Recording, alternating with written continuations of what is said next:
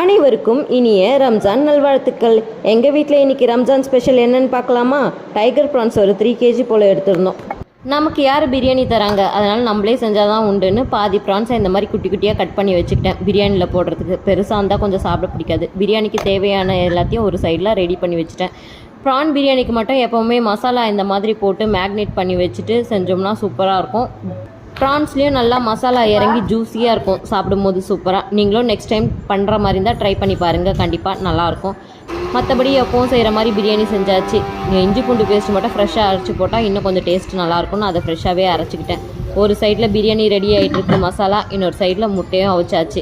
அப்படியே இன்னொரு சைடில் கொஞ்சம் போல் ப்ரான் ரோஸ்ட்டு செஞ்சிடலாம். டைகர் ப்ரான் வாங்கி அதை செய்யலைனா எப்படின்னு சொல்லி பேசிக் மசாலாஸ்லாம் போட்டு கொஞ்சம் லெமனு இஞ்சி பூண்டு பேஸ்ட் எல்லாம் போட்டு இந்த மாதிரி விழுதாக்கிட்டு அப்புறம் அதில் ப்ரான்ஸை போட்டு நல்லா மேக்னேட் பண்ணி கொஞ்சம் நேரம் ரெஸ்ட்டில் வச்சுட்டேன். இப்போது ஆயில் ஹீட் ஆனதும் கொஞ்சமாக சோம்பு அப்புறம் மேக்னேட் பண்ண ப்ரானை போட்டுட்டு கொஞ்சம் நேரம் டைம் கொடுத்து இந்த மாதிரி கலர் விடணும். இஞ்சி பூண்டு பேஸ்ட் போட்டதுனால கொஞ்சம் பிடிக்கும். ஃப்ளேவருக்காக லாஸ்ட்டாக கருவேப்பிலை, பச்சை மிளகா, அப்புறம் நிறைய ஆனியன்ஸ் போட்டோம்னா டேஸ்ட்டு சூப்பராக இருக்கும். லாஸ்ட்டாக கொரியண்டர் லீவ்ஸ் போட்டு கிளறிட்டு லாஸ்ட்டாக இந்த டிஷ்ஷோட ஹீரோவான கீ ஆட் பண்ணால் பெப்பர் ப்ரான் கீ ரோஸ்ட் சூப்பராக ரெடி ஆகிடும். லஞ்சு சூப்பராக முடிஞ்சு 3 o'clock போல் படம் பார்க்கலான்னு வீட்டிலேருந்து கிளம்பியிருந்தோம். யூத் படத்துக்கு தான் போயிருந்தோம்.